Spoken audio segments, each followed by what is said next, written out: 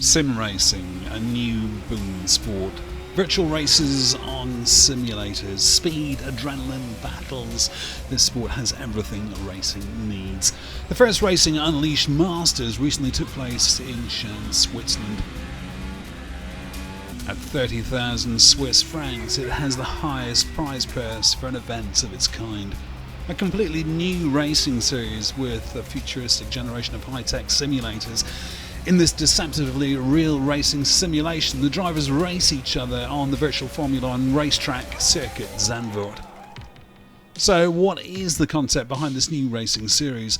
Monisha Kaltenborn, CEO of Racing Unleashed, explains her vision. I may begin with our vision. We want to make motorsport accessible to a wide audience, and it should be fun. Of course, no matter what criticism you hear about motorsport today, the fascination for speed, technology and the risk of it is still there. It's important to implement this in today's world in which digitalization plays a role, sustainability plays a role, but no one wants to take unnecessary risks. This is the kind of thing that the young generation is interested in. Kaltenborn was team manager of Sauber during her Formula 1 years and now brings this experience to Racing Unleashed. It's very important to know what the real world looks like, in my case the Formula 1 world. You want to make this world as realistic as possible, but in the virtual world, and you have to know what makes an experience real.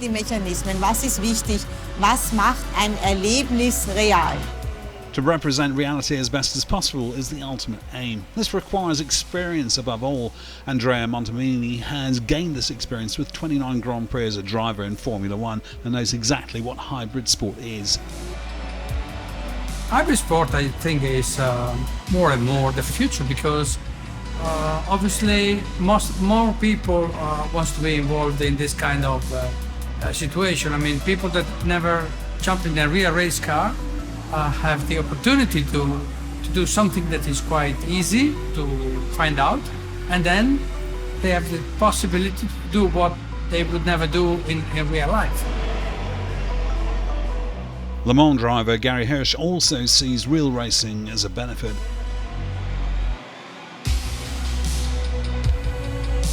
We see a little shift. You see the same type of population shifting from the go-karts to the simulator, where you see the top 5, which is really close, and then you have more disparity. But obviously people can improve, and thanks to the simulator they can practice more and more, so they tend to become more professional at this type of levels. Sim racing, of course, also produces a new generation of drivers. Simon Danner, 28, Buchs. I drove in all the races except Catalonia and always ran very well. It was always a top 10 result for me. My best place was 6th at the Nürburgring, then I was 8th at the Red Bull Ring and 10th at Silverstone. I was happy to be in the top 10, but the top drivers are still too strong. But with more practice I will get better and move up the rankings. 5 bis 6 Stunden in der Woche. Roger Malte, 25, Moos. Mein Highlight war der 5. Platz in Imola. Die Strecke kannte ich vorhin. I would say that my highlight was 5th place at Imola. I didn't know the track before, but I had enough time to train there. It was the first race where I made no serious mistakes. I think I lack consistency. One lap is really fast, then the other 4 laps are half a second slower. That was certainly the case at Imola. Und die anderen 4 sind dann einfach so eine halbe Sekunde langsamer. Das war in Imola zum Beispiel oder nachher auch bei weiteren Rennen nicht der Fall. Dustin Wüst, 37 Jahre alt, aus Udligenswil. Der Höhepunkt war ganz klar der zweite. And the highlight was clearly the second place I took in Barcelona. I think the low point was when I got bumped out of the race before that. For me, it's also a personal highlight that I was able to improve constantly over the whole year. I got better and better and faster, and I realised that the hard training had paid off. Da habe ich schon gemerkt, dass sich das harte Training ausgezahlt hat. Michael Schmiel, 24 years old, live in Czech. My target was to be a real race car driver. I was also at the GT Academy 2014. I was really close to be a Nissan factory driver, but I didn't end up in the finals too well. Yeah, that was my only chance because it's quite expensive, and I'm not from a rich family. My father always wanted to have me in the real car. The times were quite difficult for us, especially at the beginning when I was born, so there was no chance to be a race car driver. And at the moment I'm only concentrating on sim racing because it makes sense.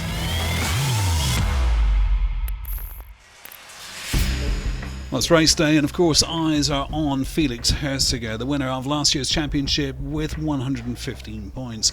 Compared to the other drivers, he's one of the drivers who's also racing in a real race series. Here at Racing Unleashed, the best 30 drivers of the season come together for the Masters. The top 16 will be whittled down based on their fastest lap times, and from the quarterfinals onwards they'll compete against each other in a direct duel. In the Racing Lounge in Sham, 5 simulators are available for parallel driving. 4 are used for these Masters finals. The Racing Unleashed Masters use the integration of real physical moments, such as a 5-point seatbelt system which tightens and generates pressure when braking, and an original Formula 1 shift paddle steering wheel. There are also vibrations in the cockpit when the racetrack is uneven. The driver feels all of this directly. To make the race as realistic as possible, a lot of development was necessary to bring the simulators to this level. The technology behind this is complex. We can start from the steering wheel because we have the same functionality in the Formula 1 and the same sides and the same feeling when you change gear, when you go down with gear, and when you go up in gear. It is made in carbon, like real Formula 1. You can feel the real cockpit when you stay sit. Especially the wheel is quite different compared to what I'm used to because it's from carbon fiber, and especially the pedals, if you press them, it's quite hard to press it, so you need to have a strong hand. And the pedals itself, when you are braking and we are accelerating, is quite sensitive, so you need to be careful what you're doing. All in all, it's quite realistic, I would say. The most important feeling in the pedal is the brake. You have to put the correct amount of energy like in Formula 1. So the feeling is really close to the Formula 1 pedals. The technology goes ahead, so everything can be proven every day. And what is very important, especially with Luca, which we work together in many areas to when we improve and we develop the simulator since 10 years, it's getting closer and closer and closer more to real situation. Obviously, will never be the same thing as a driver of a Formula 1 car, but we're getting closer and closer and closer. And at the end of the day, there is a machine and there is a driver, a real driver, a human being that transfer feelings to you, and then you have to modify to get improved.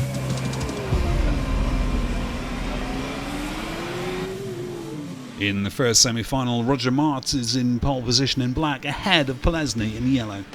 Third and fourth place are Herziger in green and top favourite Schmidl in white. The semi-finals are scheduled for 20 minutes and the top 2 advance to the final. The favourite Schmidl will be hoping he can fight his way through the field. However, it's going to be difficult as Martin in the black fights for his position. There are several leader changes throughout. But in the end, Schmidl and Herziger advance into the final. In the second semi-final, Simon Danner in black ahead of David Ladamada in yellow and Christoph Holstein in green. Dustin Wurst starts last. He obviously approached in the best way because he had a chance to understand many things that obviously are not used for a new people, and he gained a lot of new things, and also gained a lot of driving technique that he could apply in his activity, and he became much better.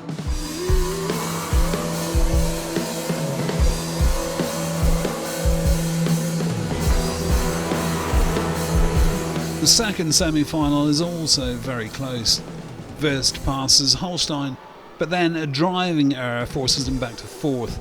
He's clearly not happy with the mistake. Holstein then touches Lademade. It's clear to see that all drivers are under a lot of pressure.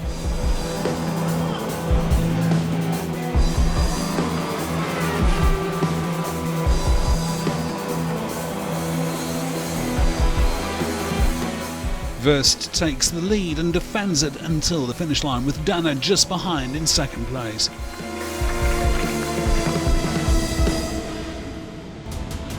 And so on to the finale of the event. Schmidl sits on pole in front of Herziger in yellow, Wurst in green and Danner in white. Which of these four will take the 30,000 Swiss francs? The experts see Schmidl as the favourite, as he has the most experience in sim racing and has had the best lap times throughout the day. Herziger is also a contender, but you can't rule out Danner or Wurst, although they have an outside chance of a win.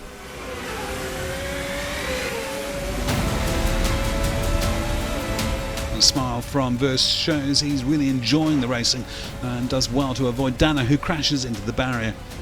This really is a thrilling final and a great spectacle to watch.